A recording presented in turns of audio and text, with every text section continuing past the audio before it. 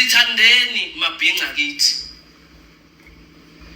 AmaZulu isona sizwe esisahlonipha ubuholi, ngisho ubuholi bendabuko thina. Ithina kwaZulu Natal esisenesile sikwazi ukusikhothamela. Ezinye izizwe ayinandaba nobuholi bendabuko. Asikuphatheni ke sikuhloniphe esikwenzayo. Njengamanje umculo wakithi, umculo wendabuko ungenhla ngisho ko hip hop, ungenhla kwayo yonke into. Senzani masufaka igazi? Angenzela ama recognition, angenzeli wena la. Namhlanje wena usunomuntu omaziyo owenze lento uyomgagula ku TikTok.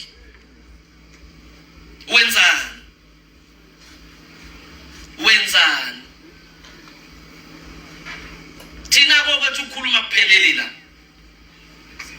Mawuhamba nalento ozokuhamba nayo, angikwazi yokufikisaphi. Asingazenzike ngathi bafowethu kuhle ukufihla umuntu. Singawubona umcimbi kamfowethu usiqiniseko ukuleli izinga. Uzuncome ngoba thina abantu siyayincoma into ebhedayo. Ngaphansi kwalobu buhle sihlangene ngabo la, kunomuntu ongekho emhlabeni.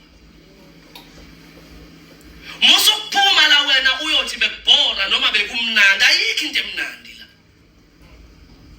Ayikho into ebhorayo la. Uma kuukuthi lesi simo usibona komunye umuze bese uyagiya, uyadela wena.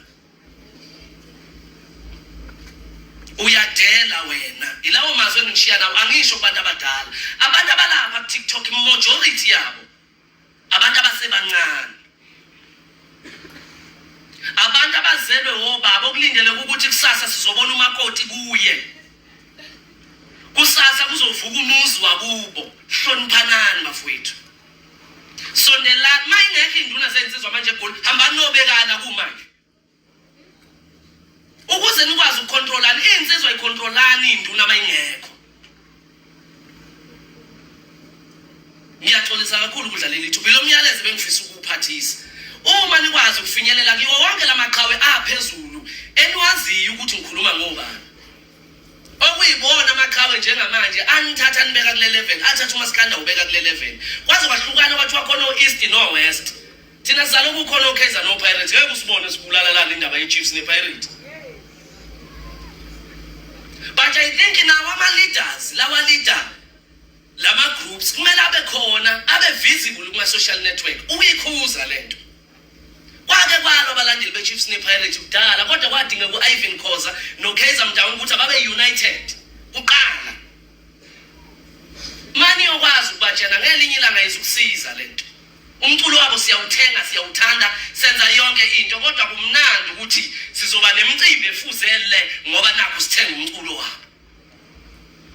Mayikhona indlela ukuthi abaphumela obala bayikhuze lento. Angifuni ukudla ithu kade ungimemeza foka ekhaya. Ngithena kuqhubeka izipha ngathi noma sekuphelile yini. Ngibone uhamba nobheseni la.